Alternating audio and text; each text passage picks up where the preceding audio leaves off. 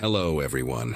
Before we start, make sure to like and subscribe to the channel, and leave a comment with where you're from and what time you're watching. That way, YouTube will keep showing you stories just like this one. Now, let's begin. The smell hit me the second I stepped out of my unmarked Crown Vic at the storage facility on Milwaukee's industrial side. August heat made everything worse, turning the air thick and heavy like breathing through wet cloth. I'd been a detective for 15 years, seen plenty of decomposition cases, but this was different somehow. The manager who'd called us, Frank something or other with tobacco-stained teeth and a permanent squint, was already waiting by the office door, sweating through his shirt despite the early afternoon breeze. He kept wiping his palms on his jeans and wouldn't make eye contact for more than a second at a time. My partner had called in sick that morning with food poisoning from bad sushi, leaving me to handle what dispatch described as complaints about an odor at this place wedged between an abandoned textile factory and a scrapyard where nobody asked questions. Frank led me through rows of orange metal doors, each one identical except for the fading numbers painted in white. Unit 47B sat at the end of a corridor, far from the main entrance where most renters kept their stuff. He told me the renter was some guy named Christopher Vaughn, who'd been paying cash 3 months in advance for the past 8 months, never missed a payment, never caused trouble until about 3 weeks ago when other renters started complaining. The smell got stronger with each step we took toward that unit, and I noticed Frank had stopped about 30 feet away, fumbling with his master keys while trying not to breathe through his nose. Dead pigeons lined the concrete near the unit's door, and flies buzzed in thick clouds despite the industrial-strength pest control the facility supposedly used monthly. When Frank finally got the padlock off, his hands trembling so bad he dropped the keys twice, I told him to step back and call for backup. The metal door rolled up with a grinding screech that echoed through the corridor, and what I saw inside made me understand why those pigeons had died.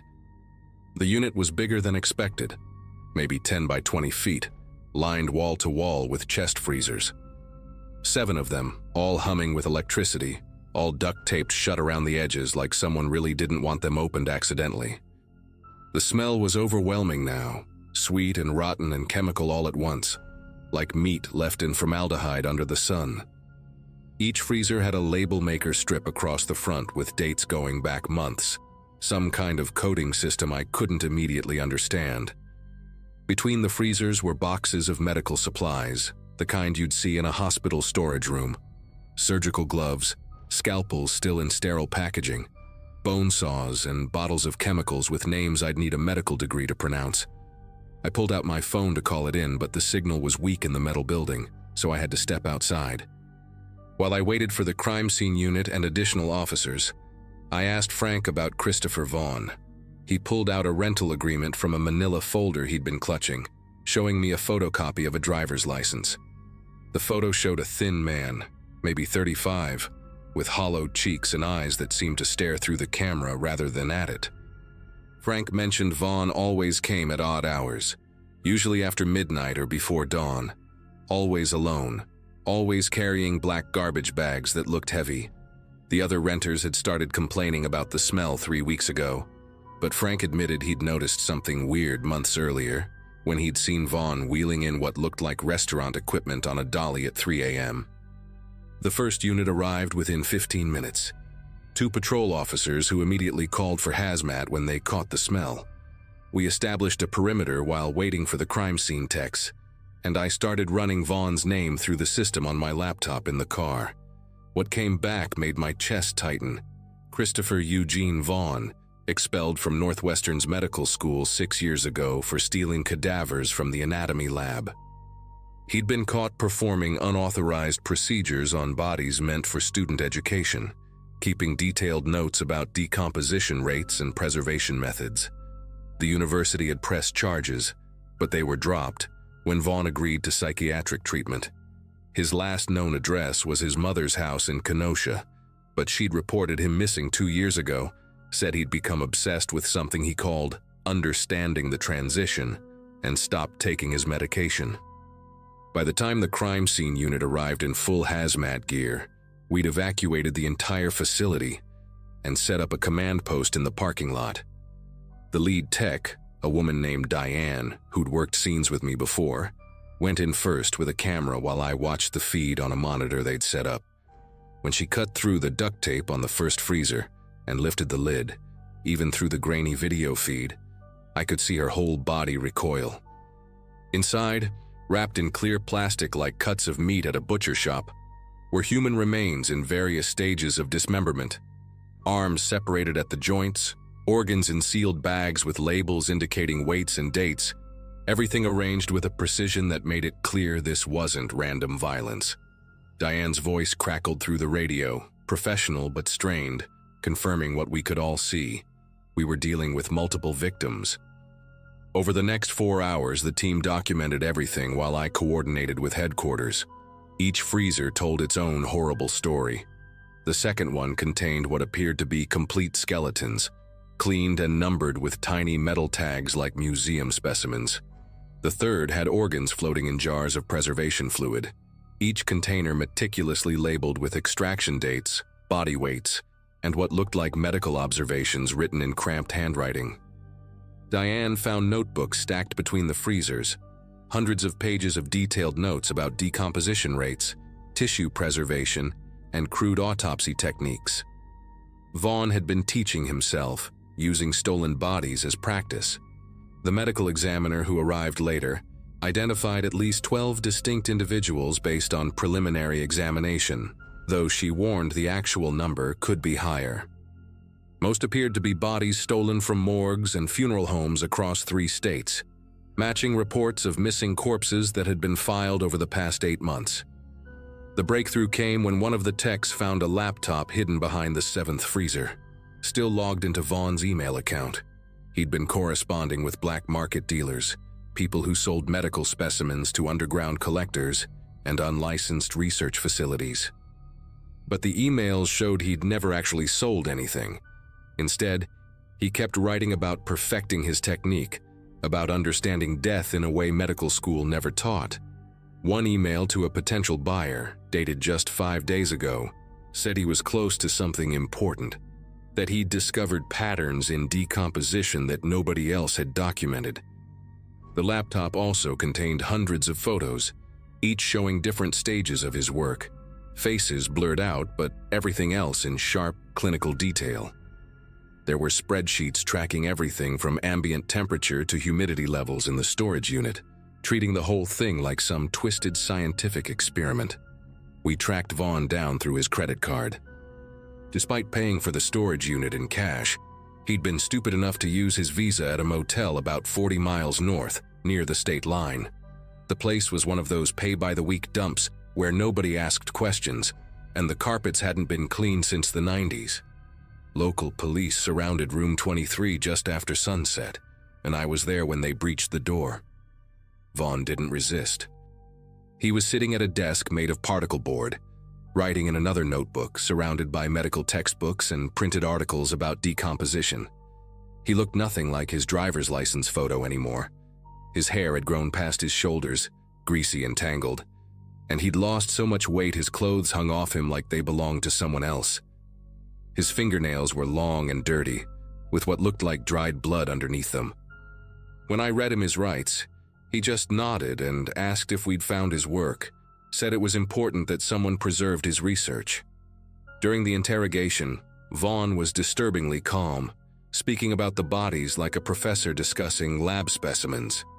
He admitted to everything but seemed genuinely confused why we were treating it as a crime.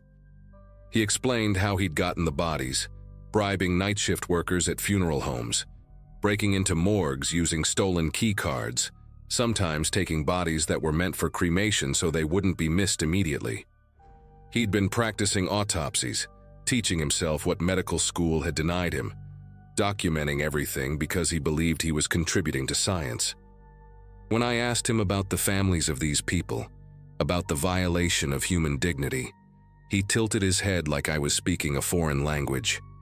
He said the dead didn't care, that they were just organic matter reorganizing itself, and that his work would help future medical students understand decomposition better than any textbook.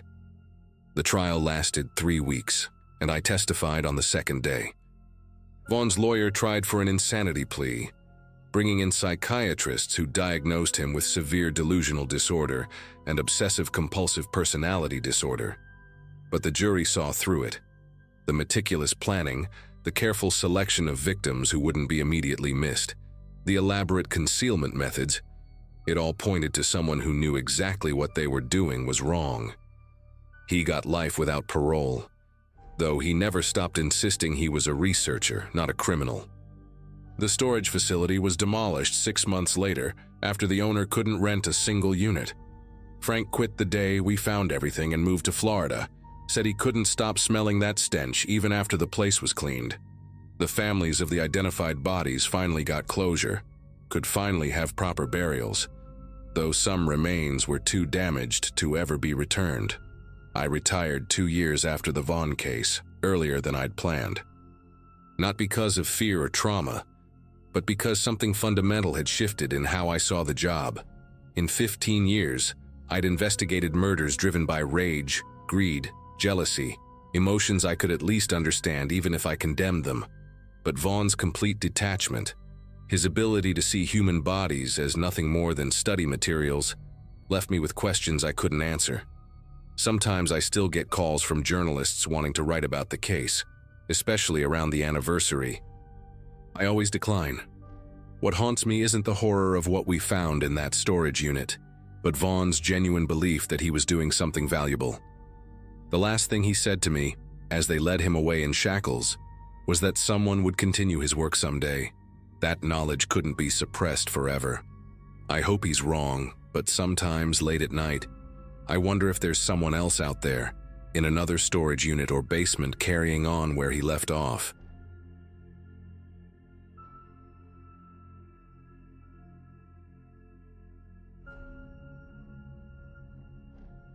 I'm Detective Ellen Carter, and I've been with the police force in a small Colorado town for about 12 years now. It was a Monday morning in early September 2022 when everything changed for me. I'd just gotten back from a week-long vacation with my husband and our 2 kids, feeling refreshed and ready to dive back into what I thought would be another routine week of petty thefts and noise complaints.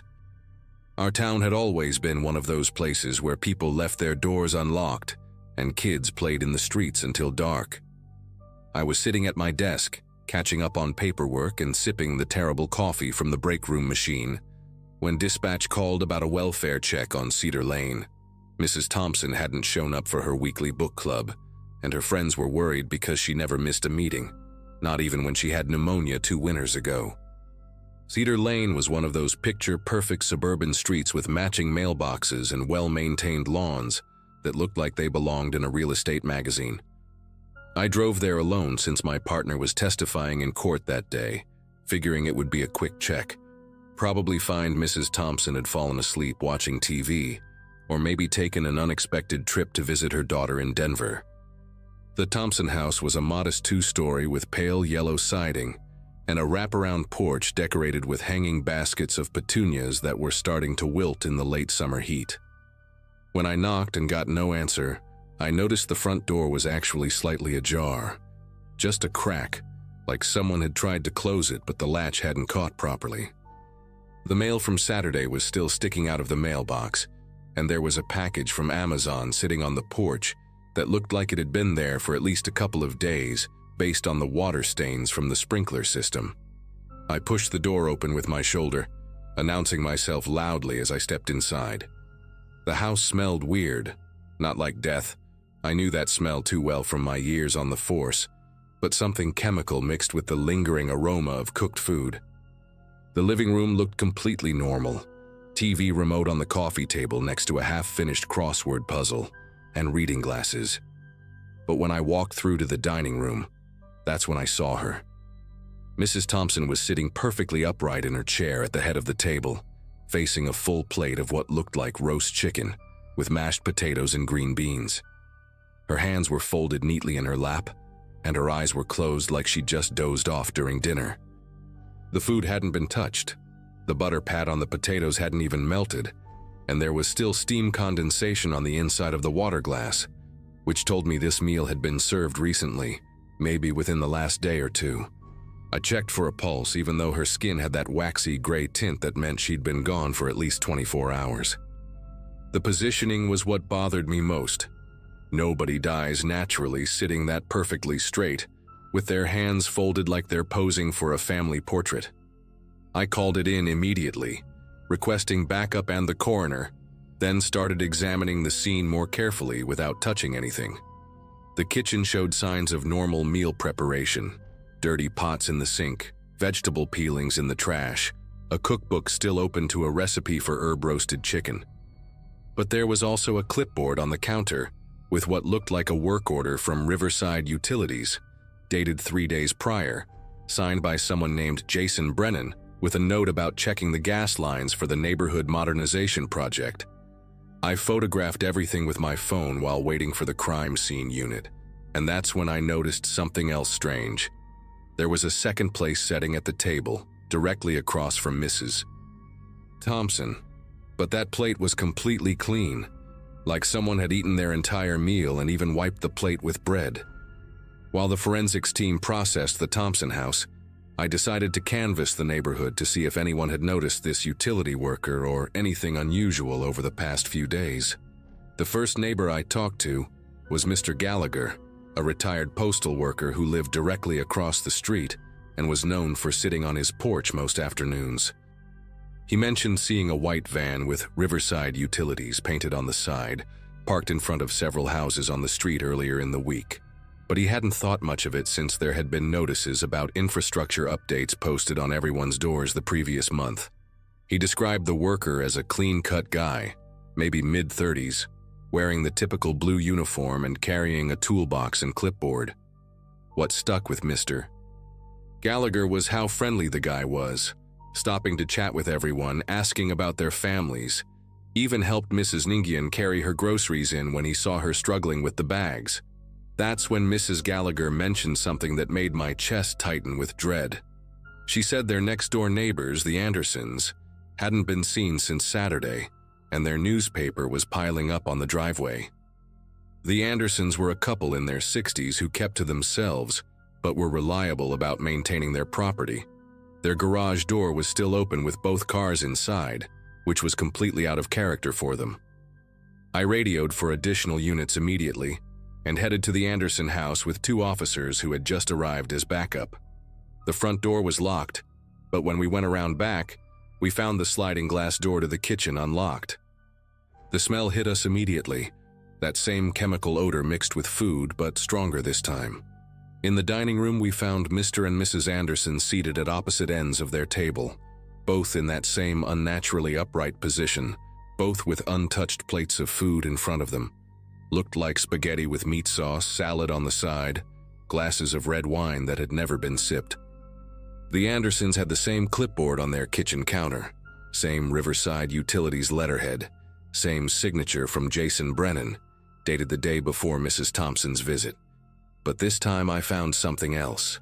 A business card tucked under a magnet on their refrigerator with the Riverside Utilities logo, and a phone number. When I called it from my cell, I got a disconnected number message. The real Riverside Utilities, when we contacted them, had no record of any Jason Brennan, no scheduled maintenance on Cedar Lane, and their official vans were accounted for in their fleet. They also confirmed their workers wore orange uniforms, not blue, and they never did door-to-door visits without sending official letters at least 2 weeks in advance. The forensics photographer was documenting everything when one of the officers found something in the Andersons' trash, an empty box of fancy chocolates with a thank you note that read, "For being such wonderful neighbors, Jason from Riverside Utilities." By this point, we had the entire street blocked off and were going door to door. Most residents were at work, but the retirees and stay-at-home parents were all accounted for and safe, though shaken when we explained what was happening.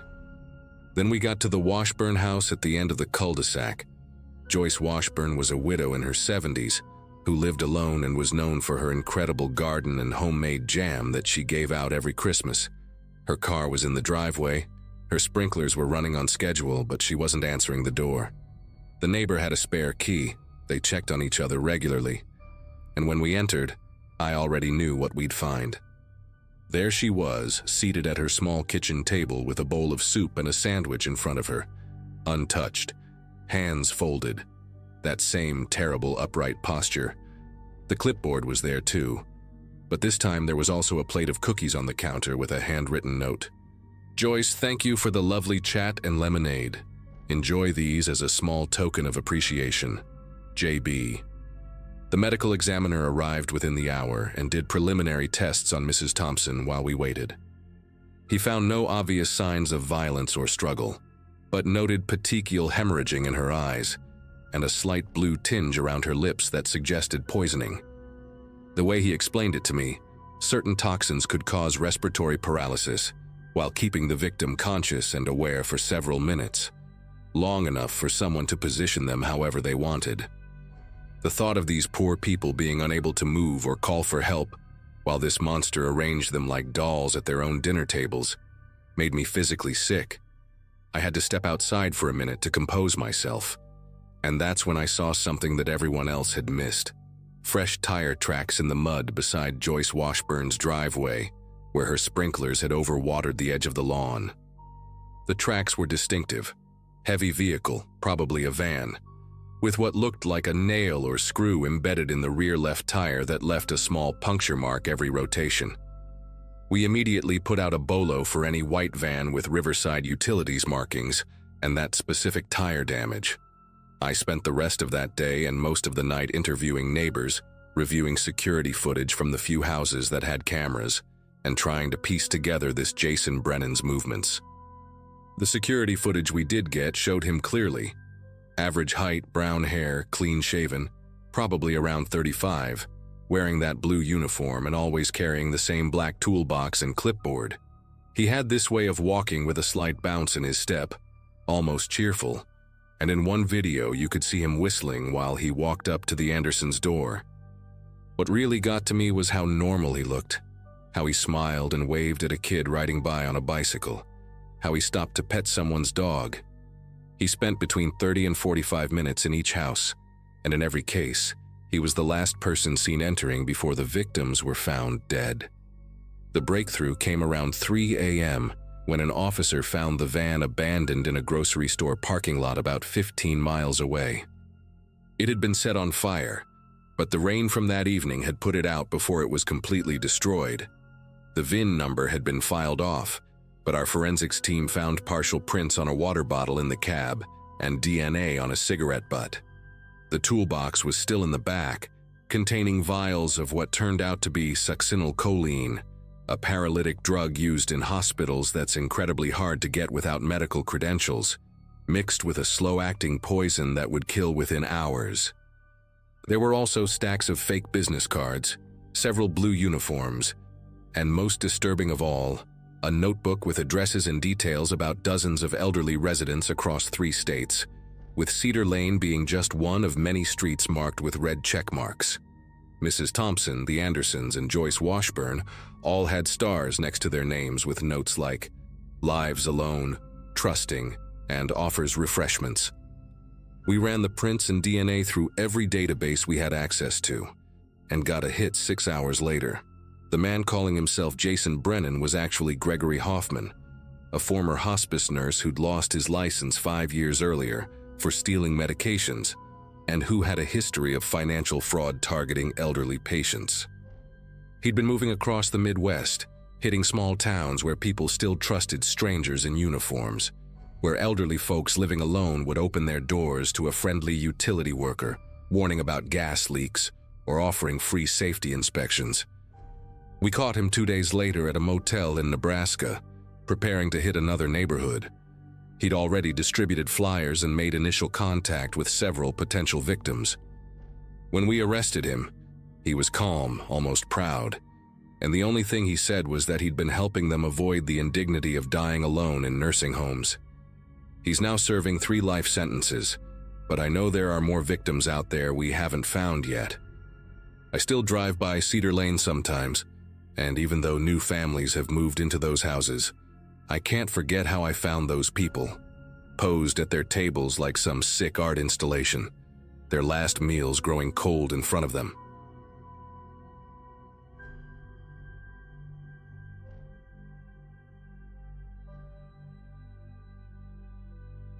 The body cam footage was supposed to be routine review, just another Monday morning task at the Phoenix precinct where I'd been working as a detective. At 32, with 8 years in uniform behind me and 6 months in my new position, I thought I'd seen most of what this job had to offer. My desk was buried under case files from a string of burglaries that had been plaguing the wealthy neighborhoods on the north side. Empty coffee cups formed a small fortress around my keyboard, evidence of too many late nights trying to find patterns that weren't there. That particular morning in January 2023, the station was nearly deserted. Just me, the overnight dispatcher finishing up paperwork, and the distant echo of a vacuum cleaner somewhere down the hall. I'd come in early specifically to review the weekend's crime scene footage, hoping fresh eyes might catch something we'd all missed. What I found instead would make me question everything I thought I knew about the people I worked with. Detective Brian Caldwell's footage from the Whitmore Mansion burglary started like any other crime scene video. Brian had been my mentor when I first made detective, a 15-year veteran who knew every shortcut in the city and always kept a box of fresh donuts in the break room on Fridays. But watching him move through that ransacked study, something felt wrong in a way I couldn't immediately identify. He'd arrived after the first responders had already done their initial sweep, walking past the obvious signs of disturbance. Overturned drawers, scattered papers, a broken lamp. Instead of methodically examining the chaos like we'd been trained, Brian went straight to a bookshelf that looked untouched. Without hesitation, he pulled out a specific leather-bound atlas from the third shelf, revealing a wall safe that nobody else had noticed. The way his hand moved directly to that exact book.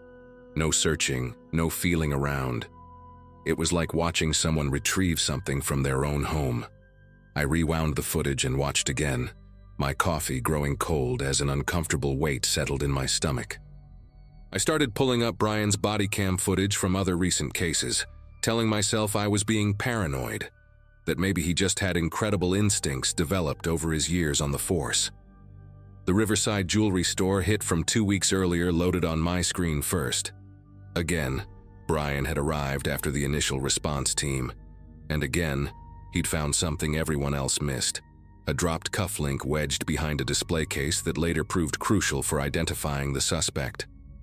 The footage showed him walking directly to that specific case, crouching down at the exact angle needed to spot the evidence. No systematic searching, no grid pattern like we were taught at the academy. Then I watched his footage from the Hammond residence break-in. This time, he'd discovered a partial fingerprint on the inside of a window frame that the crime scene techs had somehow overlooked. The pattern was becoming undeniable, each video adding another piece to a picture I didn't want to see forming. My fingers hesitated over the keyboard as I considered what to do next. Brian wasn't just my colleague. He'd been the one who showed me how to properly document evidence, who'd covered for me when I'd made a rookie mistake my first week as detective. But I couldn't ignore what I was seeing.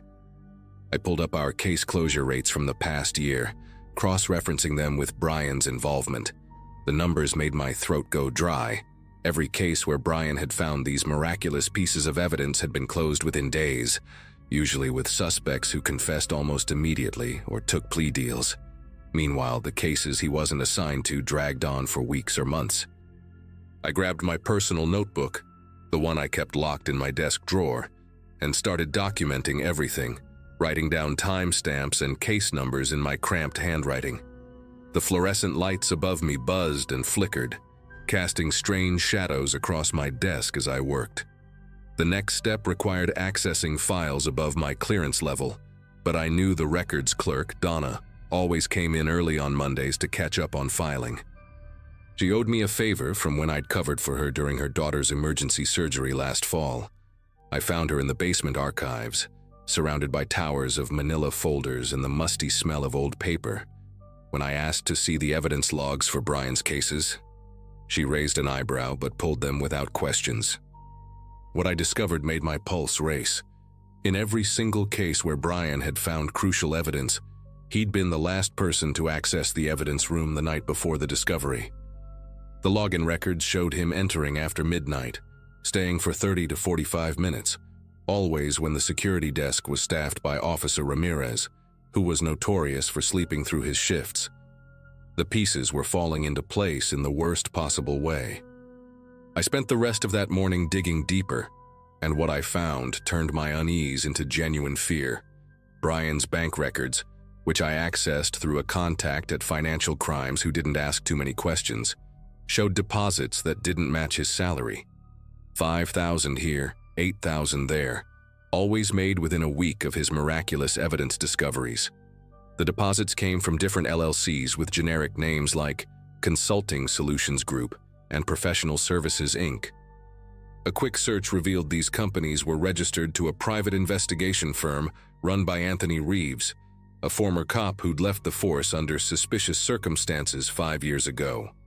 Reeves had a reputation for getting results for his high-paying clients, the kind of people who wanted their stolen property recovered, or needed leverage in messy divorces. My stomach churned as I realized Brian wasn't just finding evidence, he was planting it, selling case information to criminals and PIs who needed to stay ahead of our investigations. Around noon, I heard Brian's distinctive laugh echoing from the break room, and my whole body tensed.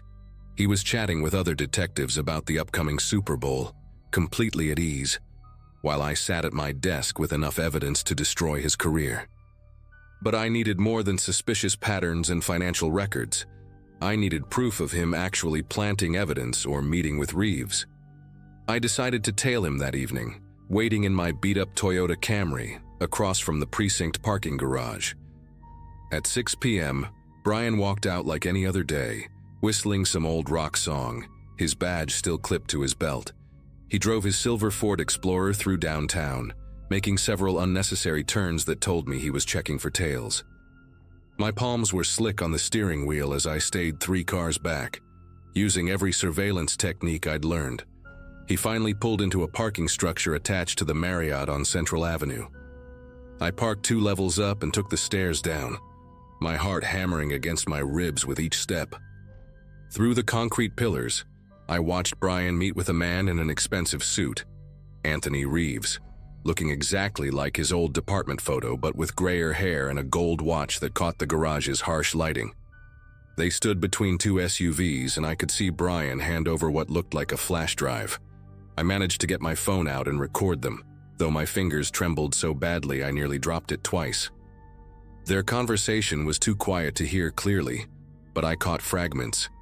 Tomorrow's raid, evidence room at 2 a.m., and something about making sure the Morrison kid takes the fall. Reeves handed Brian an envelope that was thick enough to be cash, and they shook hands like old friends closing a business deal.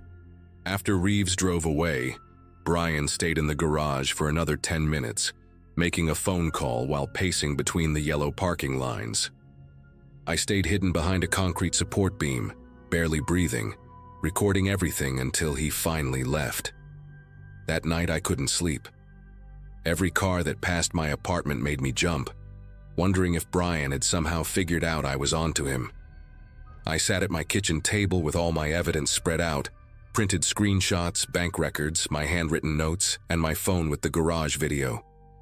The smart move would be to go straight to internal affairs, but I knew Brian had friends everywhere, people who'd worked with him for over a decade who'd never believe he was dirty. I needed something undeniable, something that would force them to act immediately. Then I remembered tomorrow's raid that Brian had mentioned. I checked our department schedule on my laptop and found it, a dawn raid on a suspected drug house on Oak Street, with Brian leading the team. If he was planning to plant evidence at 2 a.m., I had to catch him in the act. I set my alarm for 1:30 a.m., placed my service weapon on the nightstand, and lay in bed staring at the ceiling, counting down the hours. The evidence room at 2 a.m. was supposed to be empty except for the security guard, but when I arrived at the precinct, I parked a block away and entered through the side entrance using my key card. The hallways were dim, lit only by emergency lighting that made everything look gray and distorted. I could hear my own breathing echoing in the empty corridors as I made my way to the basement where we kept evidence. Sure enough, there was Brian's Explorer in the back lot, and Officer Ramirez was predictably asleep at the security desk, his head tilted back and soft snores filling the silence. I crept past him and down the stairs, using my phone's camera to record everything. The evidence room door was slightly ajar, and through the crack I could see Brian with a duffel bag, carefully placing bags of what looked like cocaine into evidence boxes labeled for tomorrow's raid. He was wearing latex gloves and had disabled the security camera. The red recording light was off. My throat felt like sandpaper as I watched him work methodically, even taking photos of the planted drugs to ensure they'd be discovered in the right locations.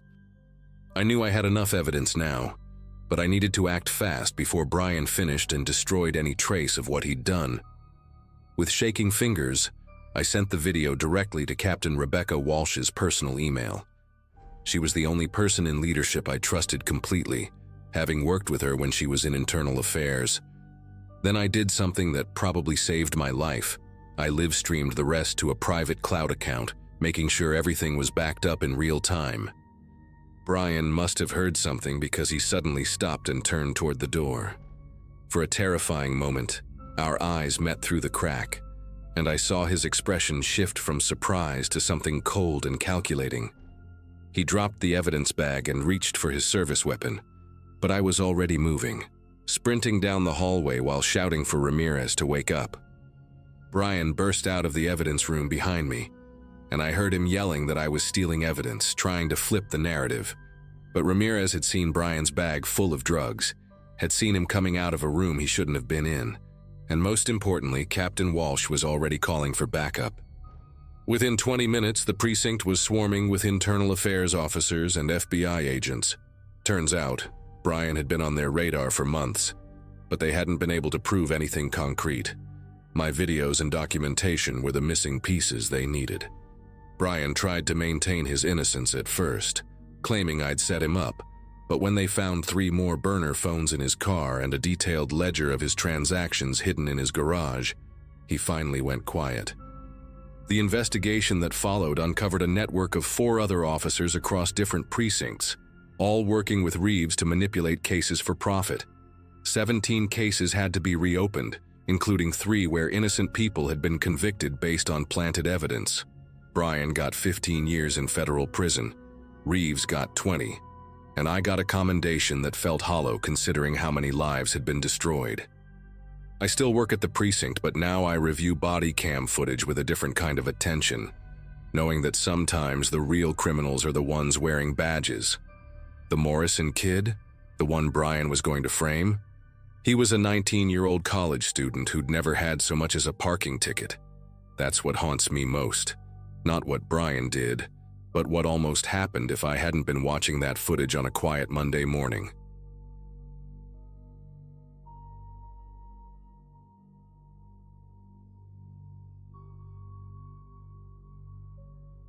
The dispatcher's voice crackled through my radio at 9:47 p.m., and right away, something about it made me grip the steering wheel tighter. 6 months patrolling the suburbs outside Portland, and you develop this instinct for which calls are going to stick with you. A woman named Margaret Hobbs, 67 years old, had just whispered into her phone that someone was inside her house at 4782 Willow Court. The dispatcher told me she'd gone silent mid-sentence, just cut off like someone had yanked the words right out of her throat. The line stayed open, though. 40 seconds of dead air, except for what sounded like a television playing some game show. Audience laughter echoing through an empty room. Margaret lived alone since her husband died 2 years back, one of those widows who kept to themselves but always waved when you drove past. October nights in Oregon get cold fast, and I remember cranking the heat as I turned onto her street, thinking about how scared she must be, hiding somewhere in that house. The cul-de-sac looked wrong before I even reached her driveway. Every house had their typical porch lights on, those soft amber glows that make suburbia feel like a cocoon. But Margaret's place blazed like a beacon. Every single window lit up bright white, even the basement and attic windows that nobody ever uses. The house itself was one of those split levels from the 70s, painted this hideous mustard yellow that had faded to something between beige and decay. Her front door hung open about 6 inches, swaying slightly in the wind like it was breathing. I radioed for backup, but dispatch said 20 minutes minimum. A pileup on Highway 26 had everyone tied up. The rules say wait for backup on a potential home invasion, but the rules also say protect and serve, and Margaret Hobbs needed protecting right now. From my cruiser, I could hear that television still going, some host asking about presidents and capitals, and underneath it this rhythmic dripping sound steady as a metronome. I stepped out of the cruiser with my flashlight in one hand, keeping the other near my holster, and announced myself from the driveway. "Police, Margaret Hobbs, this is Officer Price responding to your call." My voice bounced off the empty street and came back to me like an echo in a cave. The neighbors' houses stayed dark and quiet, no curious faces in windows, no one stepping out to see what the commotion was about. That should have been my first real warning. Willow Court was the kind of place where everyone knew everyone's business, where a police car would normally draw at least 3 concerned neighbors in bathrobes. But that night, it felt like the entire street was holding its breath. I approached the front door slowly, noting the door frame showed no signs of damage, no splintered wood or jimmy marks. The door had been opened with a key, or it hadn't been locked at all. Through the gap, I could see into the living room where the TV cast shifting blue light across beige carpet and floral wallpaper that probably hadn't been changed since the house was built. The smell hit me as soon as I pushed the door wider. Pot roast, still cooking, mixed with something else I couldn't place, something chemical and sharp like cleaning supplies, but wrong somehow. "Margaret Hobbs, police, I'm coming inside to check on your welfare." I stepped into the house and nearly jumped out of my skin when the door suddenly slammed shut behind me. Just the wind, I told myself, though I knew damn well the air had been still as death outside. The living room looked lived in but neat, one of those spaces old people keep frozen in time. Doilies on every surface, photos of grandkids in heavy frames, a collection of ceramic angels on the mantel. The TV was playing Jeopardy! Alex Trebek reading questions to an empty room. On the coffee table sat a TV guide open to that day's listings, a pair of reading glasses folded on top, and a cup of tea still steaming, the bag's string draped over the rim like it had just been made. I moved through the living room toward the kitchen, where that dripping sound grew louder. The dining room table stopped me cold. 3 plates set out, but only one had food. Pot roast, mashed potatoes, green beans, all half-eaten. The fork still stuck upright in the meat like someone had been interrupted mid-bite. The other 2 plates were clean, untouched, but the silverware was arranged differently at each setting. At the first empty plate, the knife and fork formed an X. At the second, they lay parallel, perfectly aligned. Steam still rose from the food, and when I touched the edge of the plate with the back of my hand, it was warm enough to make me pull away. The phone hung off its cradle on the wall, receiver dangling by its curly cord, swaying slightly, even though there was no breeze in the house. I picked it up and heard the dial tone, then noticed something that made my chest tighten. The phone cord had been cut clean through about 3 feet from the handset, yet somehow it still had a dial tone. The kitchen faucet was the source of that dripping, each drop hitting the steel sink with a metallic pink that seemed too loud in the silence. I turned it off, and that's when I heard it. Footsteps directly above me, slow and deliberate, like someone pacing. "Police, come downstairs with your hands visible." The footsteps stopped immediately. I drew my weapon and moved toward the stairs, every nerve in my body screaming that something was fundamentally wrong here. The stairs creaked under my weight, that old house sound that usually feels homey but now felt like an announcement of my position. Halfway up, I noticed the family photos lining the wall, Margaret and her late husband through the decades, their kids, grandkids. But in every single photo, someone had scratched out Margaret's face with something sharp, leaving just jagged holes in the glass where her eyes should have been. Fresh glass shards crunched under my boots, meaning this had been done recently, maybe even while I was downstairs. The upstairs hallway stretched longer than it should have for a house this size, 4 doors on each side, all closed except for one at the far end. That room glowed with the same harsh white light I'd seen from outside, and I could hear what sounded like a woman humming, low and tuneless. I called out again, identifying myself, but the humming continued without pause. I checked each room methodically. A guest bedroom with dust on every surface, a bathroom with the medicine cabinet hanging open, and pill bottles scattered in the sink. A sewing room where every single thread had been pulled from the spools and tangled into a massive knot on the floor. The master bedroom door had been locked from the inside, one of those old push-button locks. But when I pressed my ear against it, I heard nothing. The humming from the lit room at the end never stopped, never varied in pitch or rhythm, like a recording stuck on loop. I reached the last room and pushed the door fully open with my foot, weapon raised. It was Margaret's husband's old study. She'd apparently kept it exactly as he'd left it. Medical journals stacked on the desk, a stethoscope draped over the chair. He'd been a doctor, from the looks of it. The humming came from an old cassette player on the bookshelf, the kind from the 80s with the silver buttons. But what made me radio for immediate backup was the wall behind the desk. Someone had written the same sentence over and over in what looked like black marker, covering every inch from floor to ceiling, the handwriting getting smaller and more frantic toward the edges. She's still on the phone. Hundreds of times, maybe thousands, and the marker was still there on the desk, cap off, tip still wet. I ejected the cassette and the humming stopped, revealing another sound I hadn't noticed before. Breathing, slow and deliberate, coming from somewhere in the room. I spun around, checking every corner, but I was alone. The breathing continued, and I realized with a sick feeling that it was coming from the heating vent in the floor. I got down on my knees and shined my flashlight through the grate, the metal cold against my face. Two eyes reflected back at me from about 3 feet down in the ductwork, wide and unblinking, and then they were gone, followed by the sound of someone crawling fast through the metal tubes, the banging and scraping echoing through the entire house. I jumped back and called it in. Possible suspect in the ventilation system, requesting immediate backup and possibly fire department to access the crawl space. The dispatcher confirmed units were 5 minutes out. Those eyes hadn't looked crazed or wild. They'd looked terrified, like whoever was down there was hiding from something else. I ran back downstairs to check the basement access, and that's when I saw the kitchen had changed. The plates on the dining table were now stacked in the sink, washed and drying in the rack. The pot roast was gone, the stove turned off, everything cleaned and put away like dinner had never happened. The phone was back on its cradle, and when I picked it up, the cord was intact, no sign it had ever been cut.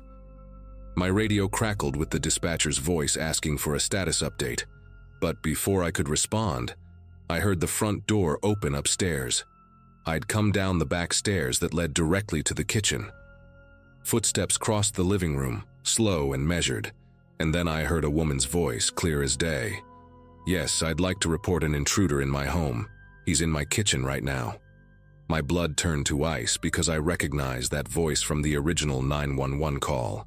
It was Margaret Hobbs. I moved toward the living room, weapon drawn, announcing myself again. But when I rounded the corner, the room was empty.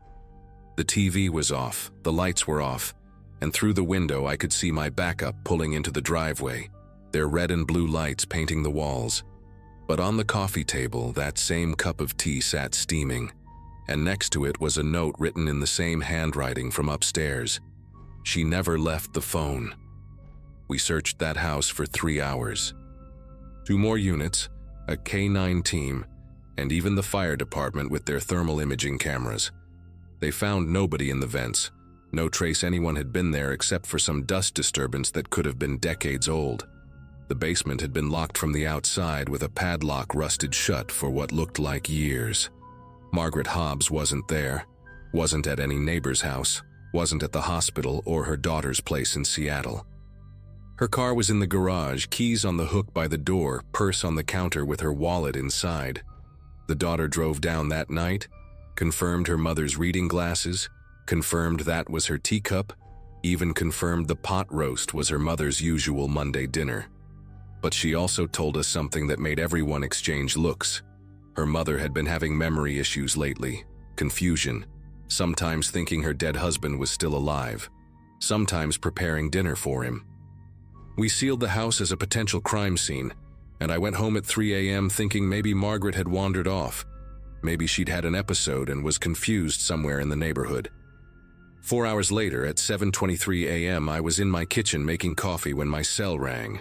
It was dispatch, and the exhaustion in her voice was replaced with something else. Disbelief, maybe fear.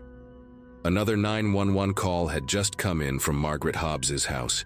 Same woman's voice, same whispered report of an intruder.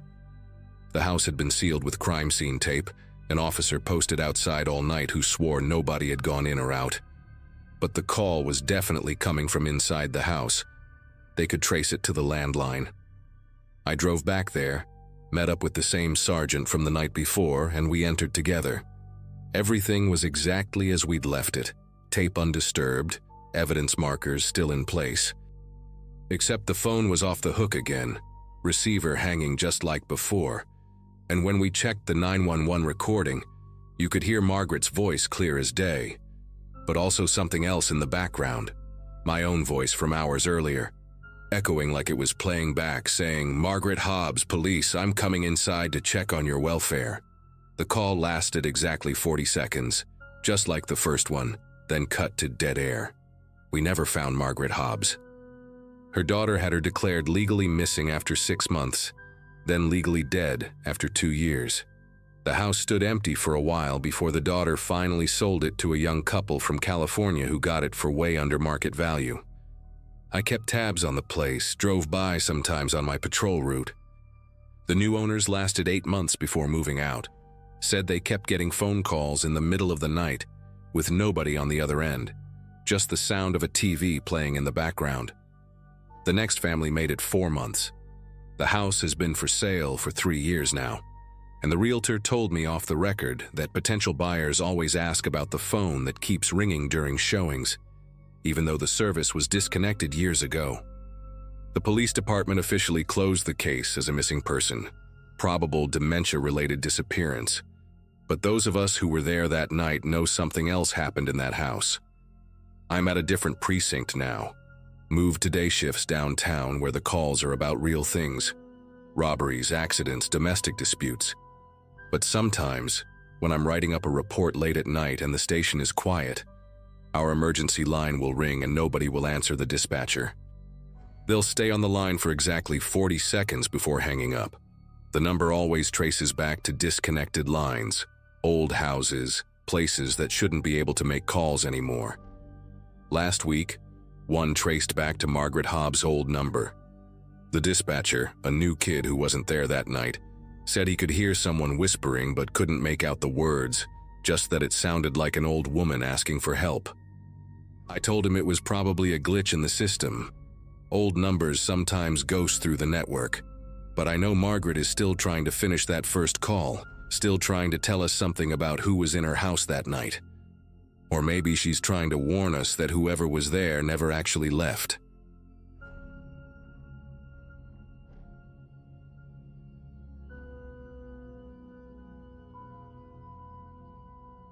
I was 23 and fresh out of the academy when I got assigned to work under Detective Emily Harris in 2012.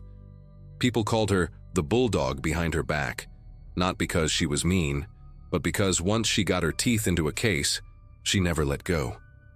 I'd been shadowing her for about 3 months, mostly petty theft and domestic disputes, nothing that really tested either of us. That changed on a humid Saturday morning in early July, when we got called to an apartment complex on the north side of town. The building was one of those converted warehouses from the 1940s, all exposed brick and industrial windows, the kind of place young professionals loved because it had character. We'd been told it was a possible suicide, but Emily had this way of narrowing her eyes when dispatch gave us information, like she could smell when something wasn't quite right through the radio waves. The apartment belonged to a guy named Kevin Brewster, 28 years old, worked as a graphic designer for some startup downtown. The super had found him after Kevin's boss called asking why he hadn't shown up for 3 days straight. When we got there, the hallway was already crowded with uniforms and the medical examiner's team.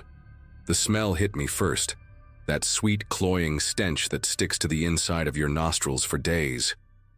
Emily didn't even flinch, just pulled on her gloves and ducked under the yellow tape. Kevin's door had one of those expensive electronic locks, the kind you program with codes instead of keys. The super swore up and down that it had been locked from the inside when he arrived, had to use his master override to get in. Inside, Kevin was sprawled on his living room floor, still wearing his work clothes from what looked like several days ago. Khakis and a button-down shirt with some tech company's logo on the pocket. The medical examiner, Dr. Patel, was already crouched beside the body when we walked in.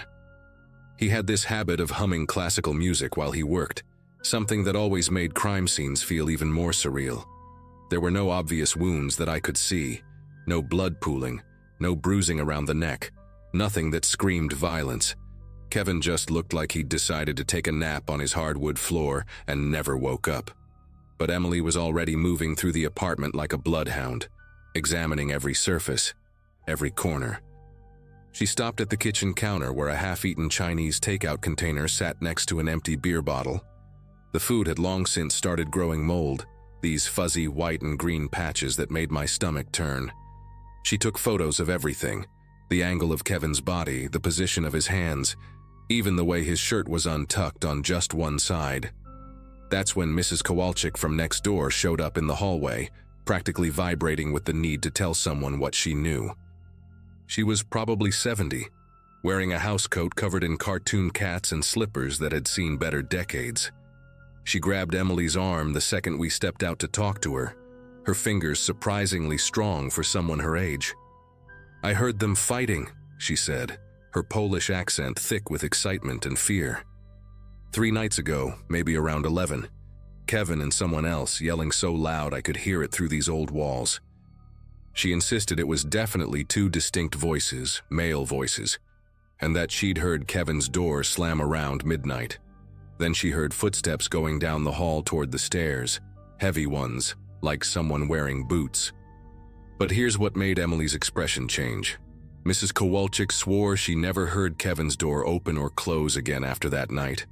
And she would know because her apartment was right next to his, and she barely slept anymore since her husband died.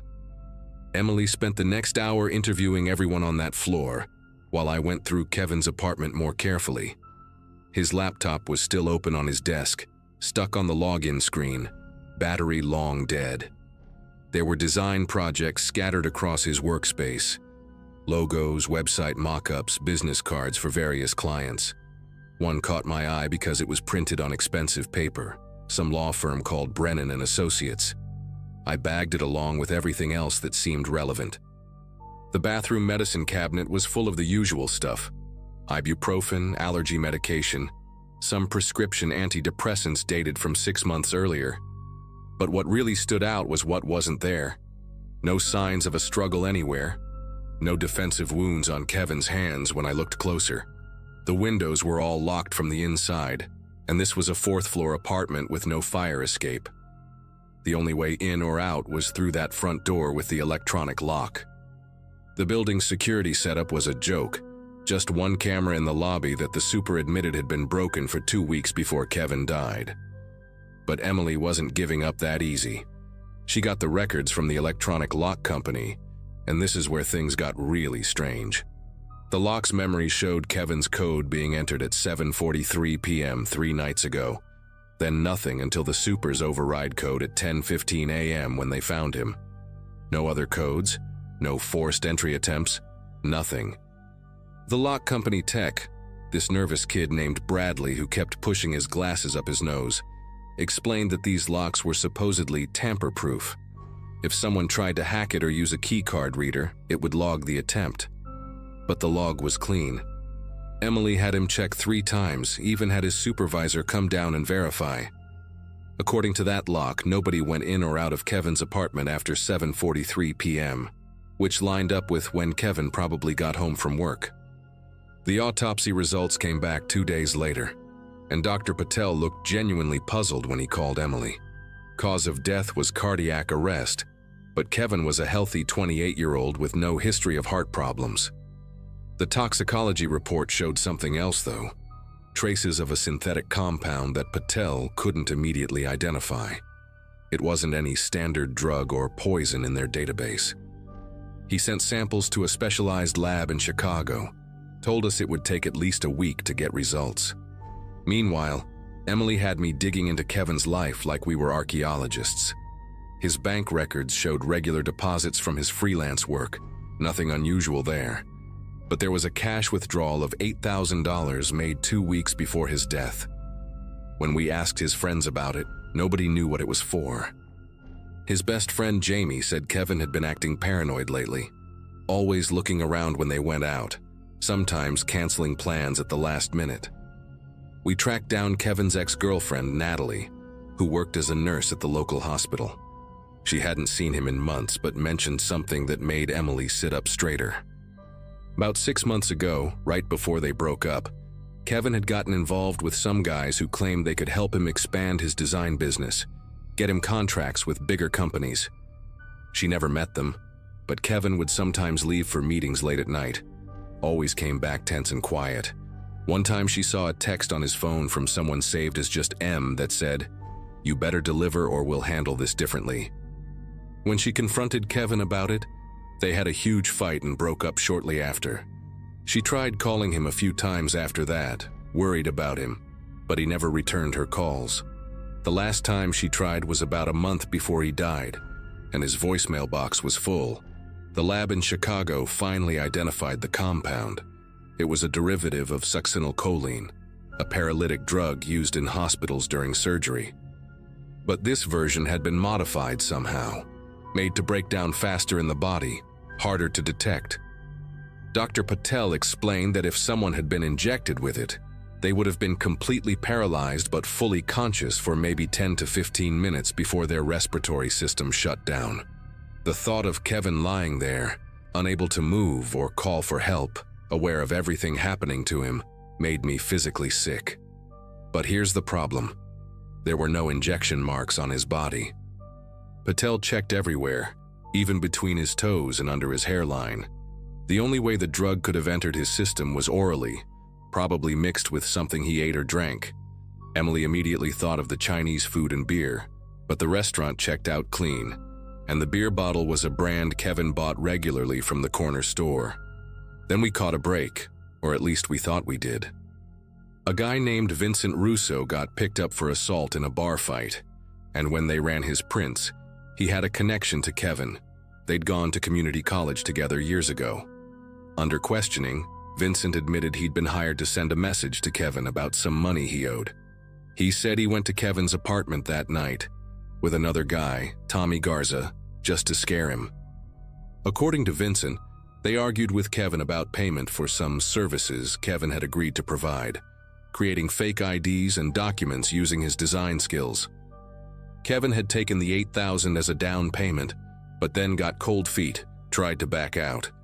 Vincent swore they just yelled at him, maybe pushed him around a little, but left him very much alive. He said Tommy might have slipped something in Kevin's beer when he wasn't looking, just to mess with him, but nothing that should have killed him. But here's where everything fell apart. Tommy Garza had an alibi. He was in lockup in Indiana that night for a DUI. Didn't get released until 2 days after Kevin died. Vincent's story changed 3 times in the next hour, each version different from the last. First he said they left at midnight, then 11:30. Then he wasn't sure if he'd even gone to Kevin's apartment at all. His lawyer showed up and shut down the interrogation, and without physical evidence placing Vincent at the scene, we had to let him go.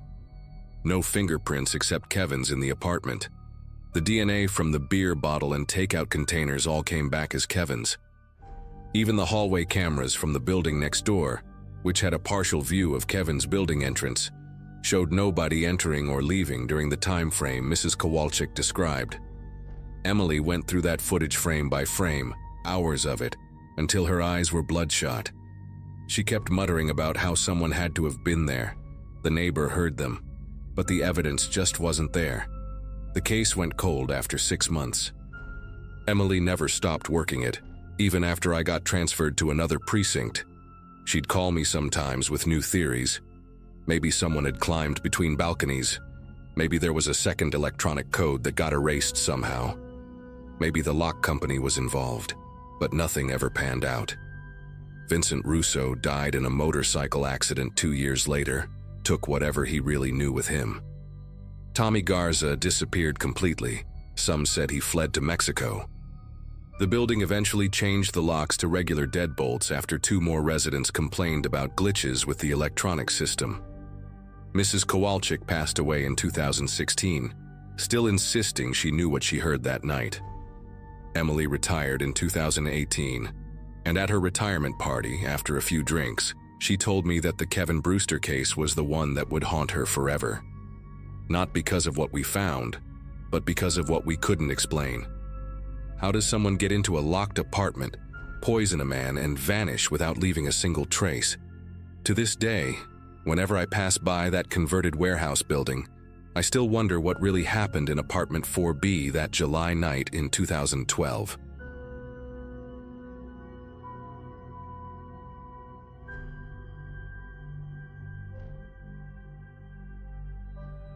"12 years on the force, and I thought I'd seen everything our small Pennsylvania town could throw at me. Cold cases became my specialty about 2 years ago, which meant spending most of my days in the basement evidence room, surrounded by boxes of forgotten crimes. My wife Susan used to joke that I was becoming part of the furniture down there, and honestly, she wasn't far off. I'd gotten comfortable with the routine: pull a file, review witness statements, make some calls, update the digital records, repeat. Most detectives avoided the evidence room like the plague because of how depressing it felt. All those unsolved cases just sitting there collecting dust. But I actually found it peaceful. The fluorescent lights hummed constantly, the air smelled like old paper and mildew, and the only sounds were usually my footsteps echoing off the concrete walls. That all changed on a Monday morning in November 2017, when I discovered someone had been tampering with my cases. I'd gone down to retrieve the Garrett homicide files from 1989, a case I'd been reviewing for the past month. The box should have been exactly where I left it on shelf B14, 3rd row from the bottom, case number clearly marked on the side in black marker. Instead, I found it sitting on the floor beside the shelf with its lid crooked and the contents obviously disturbed. My first thought was that maybe Stan, our evidence clerk who'd worked there since the 90s, had needed to move things around for some reason. But Stan was meticulous about logging any changes, and he would have emailed me if he'd touched my active cases. The security system showed the real problem. According to the keycard logs, nobody had entered the evidence room since I'd left on Friday afternoon. Only 6 people had access: myself, 2 other cold case detectives named Ford and Castellano, Stan, Captain Rogers, and Deputy Chief Hawthorne. Yet here was undeniable proof that someone had been here, going through these specific files. The Garrett case wasn't random either. It involved the murder of a 19-year-old college student found beaten to death behind a warehouse on the outskirts of town. The original investigation had stalled after 3 months with no solid leads, no witnesses, and forensic technology that couldn't do much with the limited evidence collected. What made me suspicious was how specific the tampering was. The crime scene photos were shuffled out of order, witness statements had been rearranged, but most concerning was that the original investigating officer's handwritten notes were completely missing. Those notes, written by Detective Roy Brennan, who'd retired 8 years ago, contained details that never made it into the official typed reports. I'd read them just 2 weeks earlier, and they'd mentioned several persons of interest who were never formally interviewed, including the son of a prominent local businessman who'd had connections to several city officials at the time. I decided to check the other cold cases I'd been working on, and that's when my chest started to tighten with genuine fear. 3 more boxes showed signs of tampering: the Melissa Howard disappearance from 1992, the John Doe found in the river in 1987, and the Blackwood family double homicide from 1995. Each box had been carefully searched, with specific documents either missing or rearranged. The pattern became clear quickly. Someone was specifically targeting cases from the late 80s and early 90s, all unsolved murders or disappearances, and they were removing or disturbing documents that referenced certain investigating officers or witness statements. My mind raced as I stood there in that cold basement, surrounded by decades of tragedy and secrets. Whoever was doing this had intimate knowledge of these cases and knew exactly what they were looking for. They also had to have a way into this room that bypassed our security system, which should have been impossible. I spent the rest of that Monday documenting everything with my phone camera, taking pictures of every disturbed box, every out-of-place file. I didn't report it immediately because something told me to be careful, to gather more information first. That instinct probably saved my career, maybe even my life. Instead of going through official channels, I went to the local electronics store during my lunch break and bought 3 small wireless cameras, the kind people use for home security. They were tiny, about the size of a button, with motion sensors and night vision capabilities. I returned to the evidence room that evening after most people had left, claiming I needed to work late on a case. Installing the cameras took less than 20 minutes. One pointed at the main entrance, another covering the shelves where the tampered boxes were stored, and the third overlooking the far corner where old surveillance equipment and evidence computers were kept. The cameras would send alerts and video directly to my personal phone, completely bypassing the department's systems. For 3 days, nothing happened. I checked the feeds obsessively, watching hours of empty footage showing nothing but shadows and stillness. I started to wonder if maybe I was being paranoid, if there was some logical explanation I'd missed. Then, on Friday morning at 3:47 a.m., my phone buzzed with a motion alert. I grabbed it from my nightstand, careful not to wake Susan, and opened the camera app with trembling fingers. The infrared image was grainy, but clear enough to see a figure moving through the evidence room. They were wearing dark clothing and had something covering their face, maybe a ski mask or balaclava. But what made my mouth go dry was how they moved, with complete confidence, going straight to specific shelves without hesitation, like they'd done this dozens of times before. They pulled out the Blackwood family homicide box and began methodically going through it, using a small flashlight to read documents before photographing certain pages with what looked like a phone. I sat up in bed, recording everything on my phone while watching this person work. They spent exactly 12 minutes in the room, and during that time, they removed several documents from the Blackwood box and placed them in a black folder they'd brought with them. Then something happened that made me nearly drop my phone. The figure walked over to the old evidence computer in the corner and logged in without hesitation. They knew the password. They navigated through the system for about 5 minutes, and I could see the screen's glow reflecting off their mask as they worked. Whatever they were doing, they'd clearly done it before. The way their fingers moved across the keyboard showed familiarity with our internal systems that only someone from inside the department would have. When they finished, they carefully returned the box to its shelf, adjusted it to look undisturbed, and walked toward the exit. Just before leaving, they did something that sent ice through my veins. They looked directly at one of my cameras, stared at it for maybe 2 seconds, then continued out the door as if they hadn't seen anything. The next morning, I arrived at the station earlier than usual, around 6 a.m. I needed to check that evidence computer before anyone else got there. The login history had been wiped clean, but I knew enough about our system to check the deeper logs that most people didn't know existed. What I found made me sick to my stomach. Someone had been accessing the database regularly for the past 18 months, always between 2 and 4 a.m., always when the building was supposed to be empty. They'd been systematically viewing and altering records for dozens of cold cases, all from that same era. But here's what really got me. The alterations were subtle, just small changes to witness statements, minor adjustments to timelines, names spelled slightly differently. Nothing that would trigger an alert, but enough to make these cases practically impossible to solve if anyone ever tried to revisit them.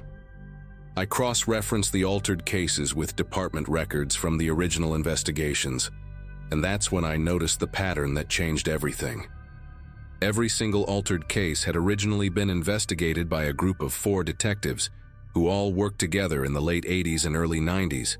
Roy Brennan, who'd retired, Paul Garrison, died of a heart attack in 2010, Deputy Chief Hawthorne, still active, and Captain Rogers, also still active.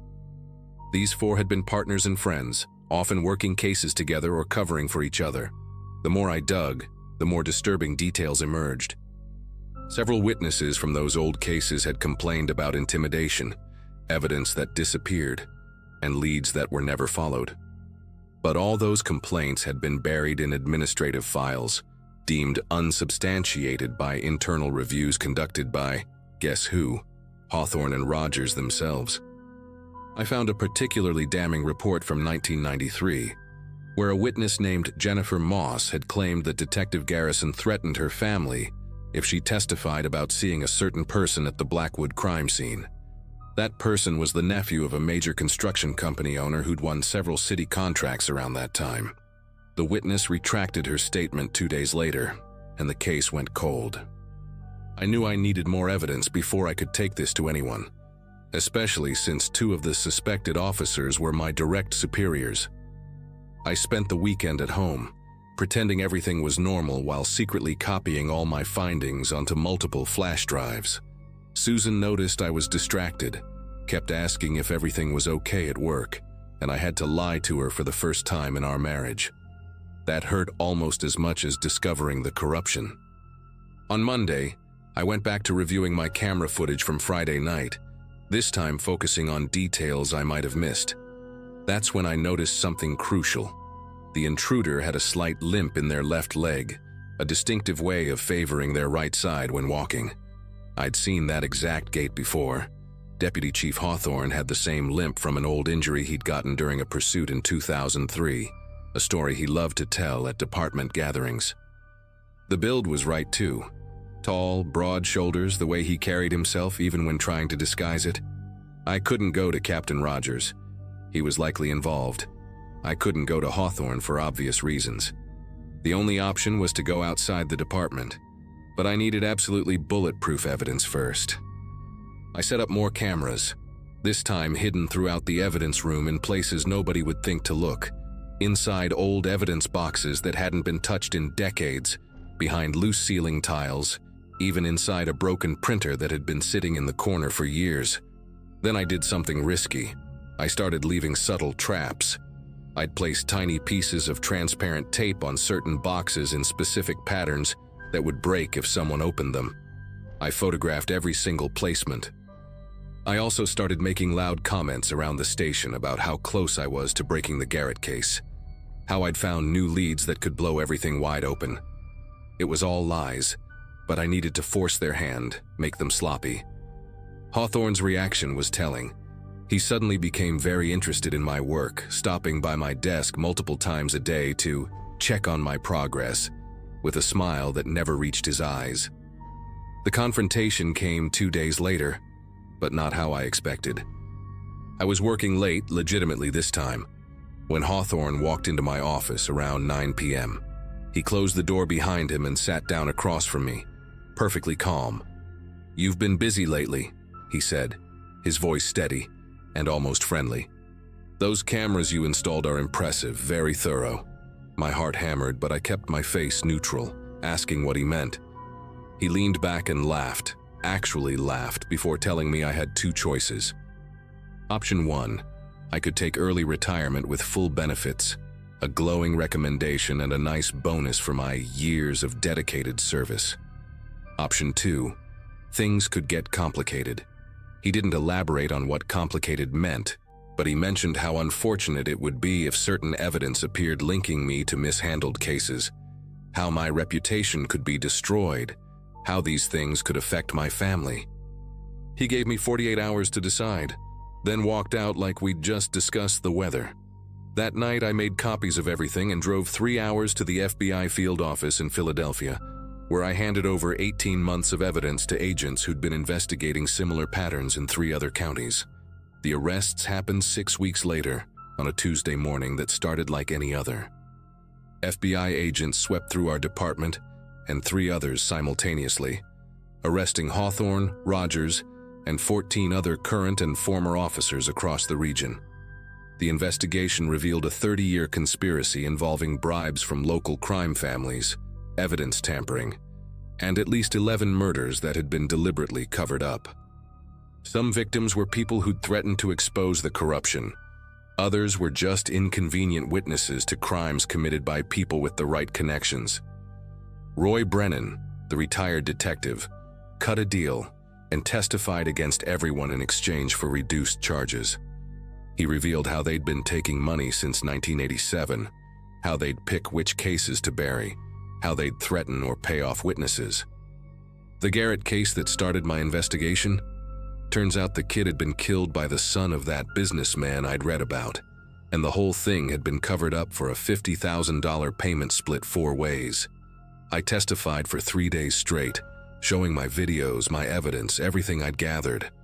Hawthorne got 35 years, Rogers got 28, and the others got various sentences ranging from 5 to 20 years. The FBI offered me a job, but I turned it down. I stayed in town, took over as head of a newly formed cold case unit with federal oversight, and we've solved 17 cases in the past 3 years using evidence that had been deliberately hidden. Susan says I sleep better now, and she's right. Sometimes I still go down to that evidence room, now completely reorganized and under new management, and I think about all those families who finally got answers. The room doesn't feel haunted anymore. It feels like a place where truth finally won.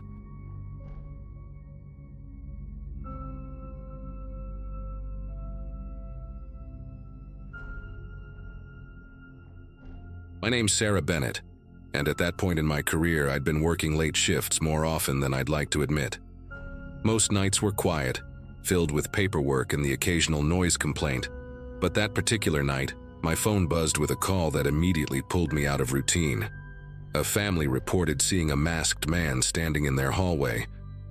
The father's voice on the line carried this strange mix of urgency and confusion, like he couldn't decide if what he'd witnessed had really happened. I drove over thinking it would be another case of shadows or nerves. What I walked into was nothing I could file away under overreaction. The house was a 2-story colonial, clean and orderly in a way that told me the family wasn't the type to dramatize. Inside, the air felt heavy with that kind of silence people force on themselves when they're terrified of being heard.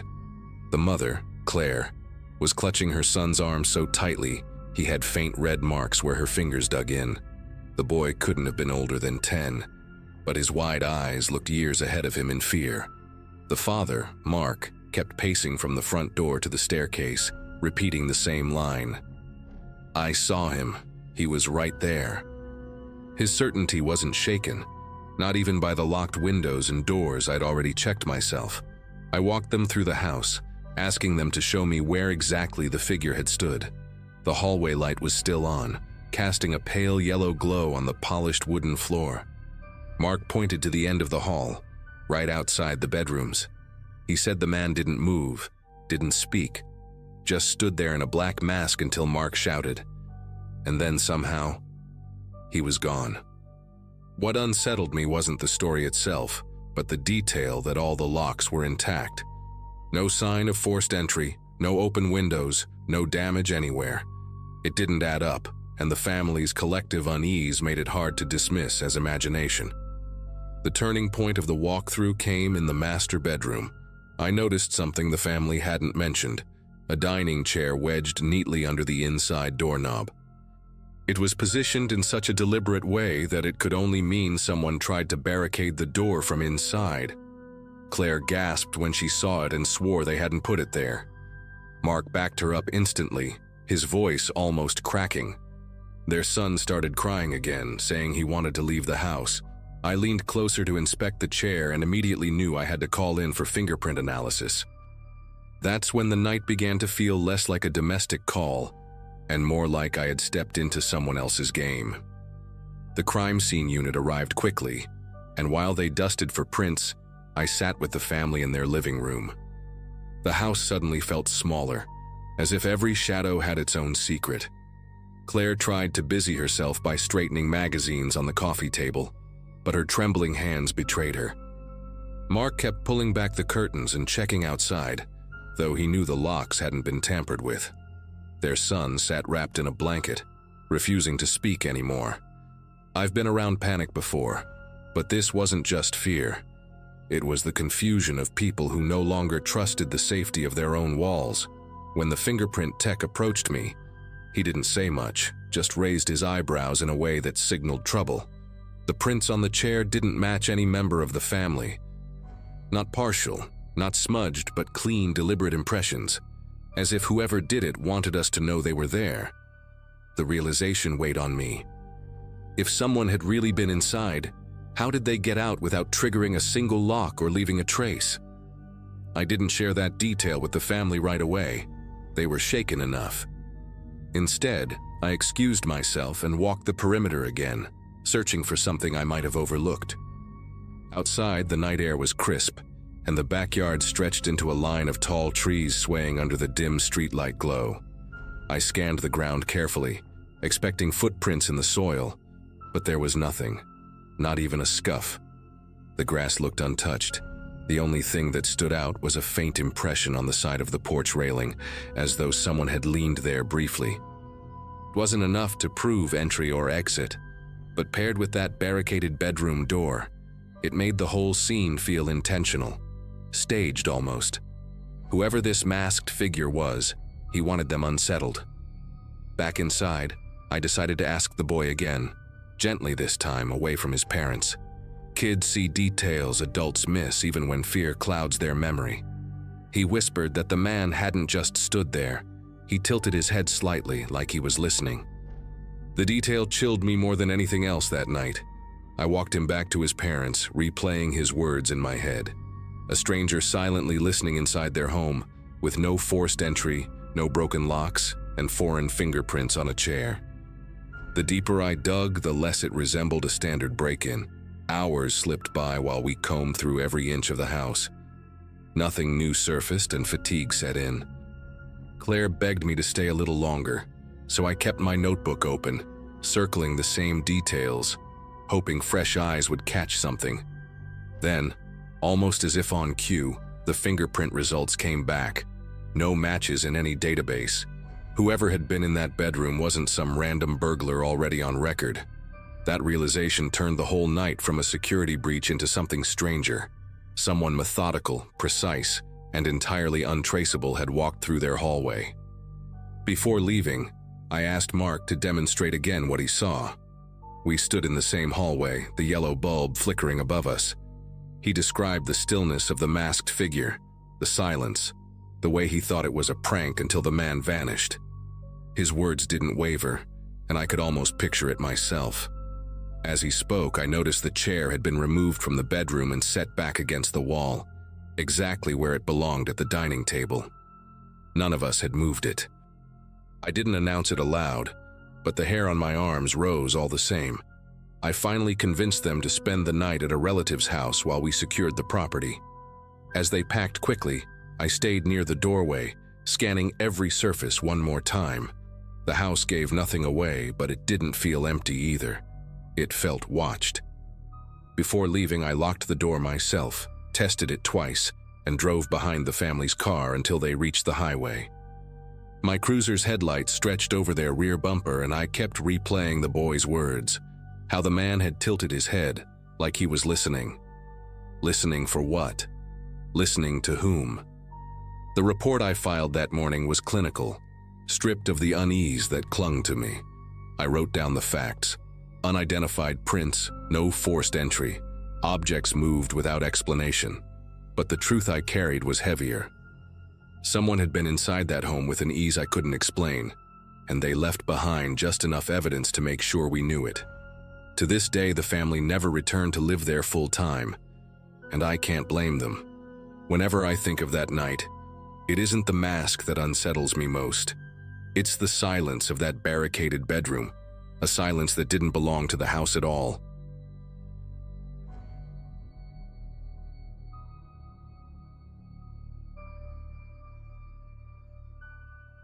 When I think back on my time wearing the badge, there's one night that has stuck with me in a way no other call ever has. My name's Dana Collins, and during that period I was assigned to routine patrols in a small, quiet stretch of highway that rarely made headlines.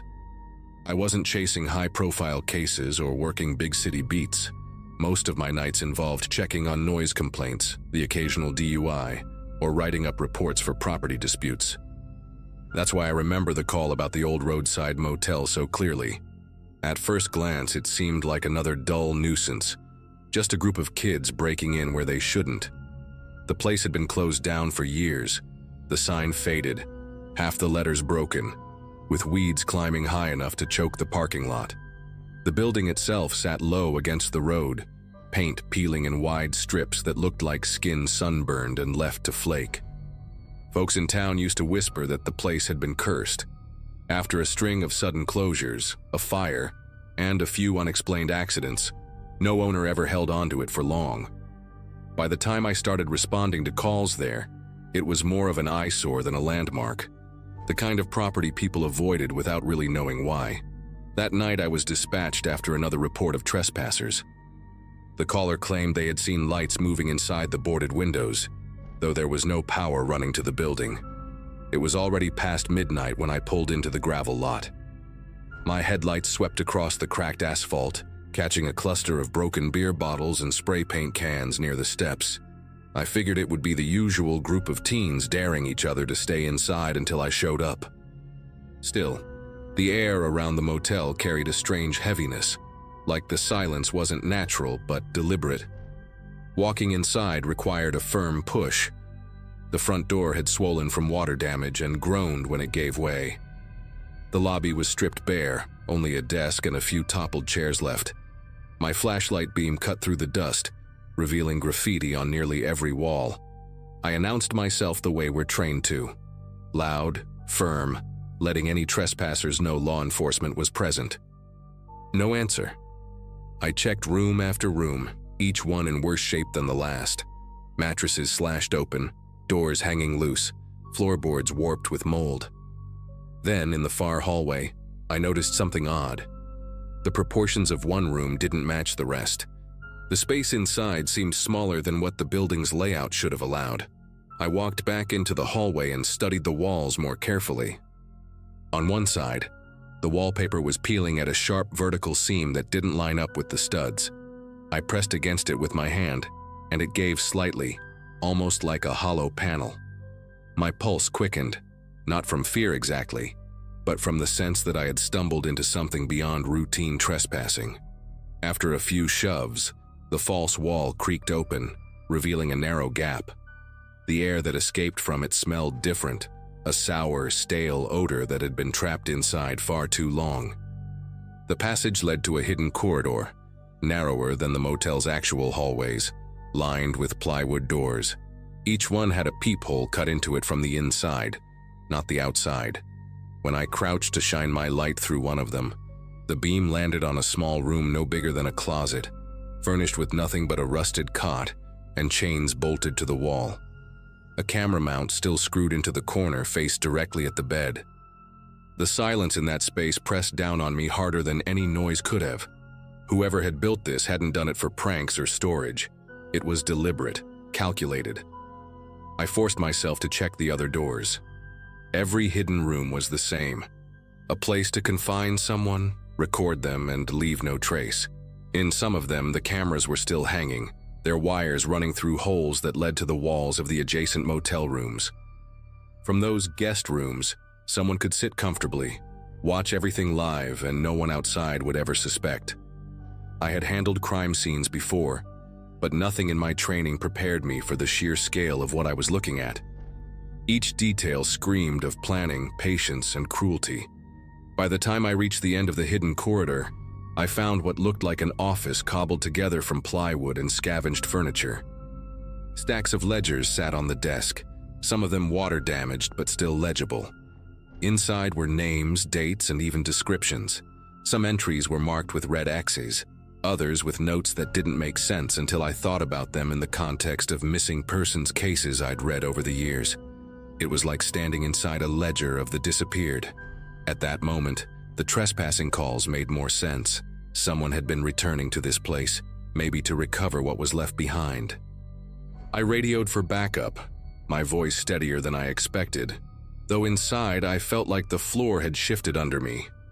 Dispatch confirmed units were en route, but it would take time to reach such an isolated stretch of road. While waiting, I kept moving through the office. There were VHS tapes stacked in milk crates, each labeled with nothing more than a number and a date. The thought of what might be on them turned my mouth dry, but I couldn't bring myself to play one. The silence of the motel felt amplified, as if the walls were holding their breath with me. When backup arrived, I wasn't the only one unsettled.